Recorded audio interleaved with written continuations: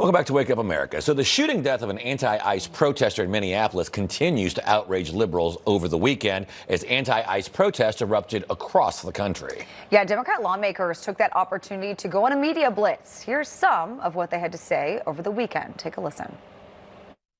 That's why I have encouraged the public to, have your phones at the ready, video everything, bring us your documentation. There should, in fact, be due process. That's not something that the Trump administration believes in. And indeed, they are throwing people out of the country. They're arresting U.S. citizens and people who are here legally without any due process. I mean, am I biased in this? Of course. And I'm biased because I got two eyes.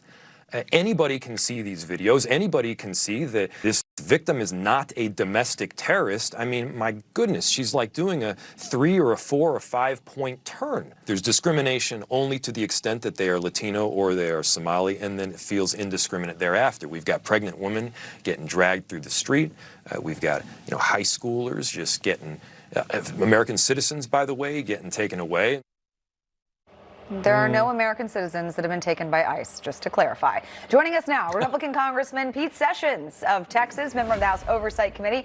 Congressman, great to have you with us this morning. So this is the same rhetoric we've heard from your colleagues now for months. Is the anti-ICE platform an agenda item now for Democrats? Well, whatever's next, they will jump on that too. But I think the point that's well made is that these people who are out trying to obstruct federal law enforcement doing their job have created a new scenario, not just for the administration, but also for the American people.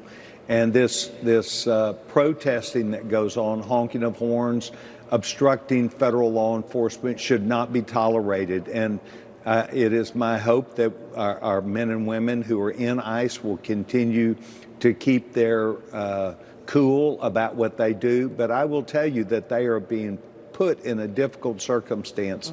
Just have someone put an iPhone on your face and follow you around and yell and scream at you. And at some point, that becomes a real problem. But doing their job, honking your horns, following people is something that must not be tolerated. And I stand completely with the administration on this effort.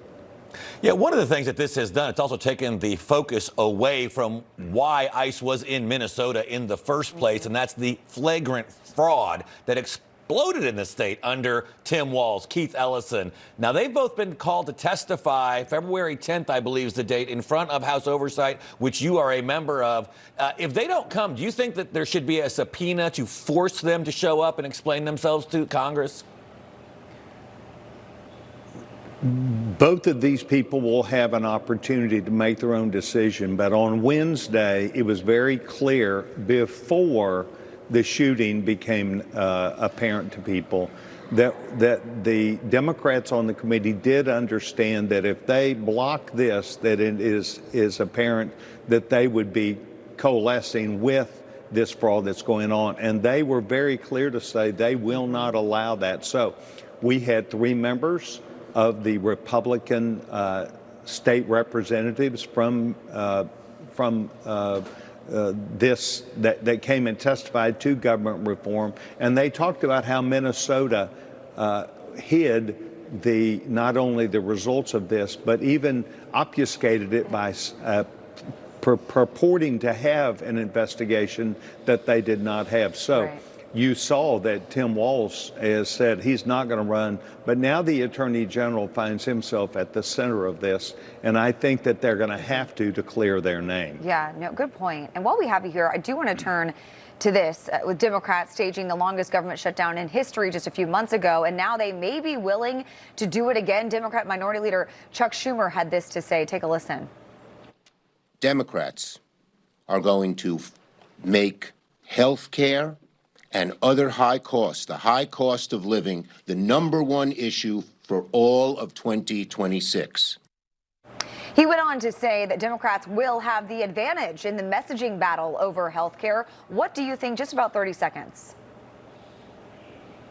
Well, the Republicans have an opportunity here to deliver a better bill. President Trump has given the outline of this. It's very apparent that we could go and help 120 million Americans Members of Congress receive a subsidy. We get it, and anyone that is in employer-provided health care gets a subsidy. We need all Americans to get the subsidy, but not the Obamacare, not the Affordable Care Act, because it's outrageous. Its costs go up and the options are limited. So we will do our battle on this, but Chuck Schumer intends to shut down the government. Make no mistake about it. Here we go. Gearing up for it again. All right. Texas Congressman Pete Sessions, thanks for joining us this morning. You bet.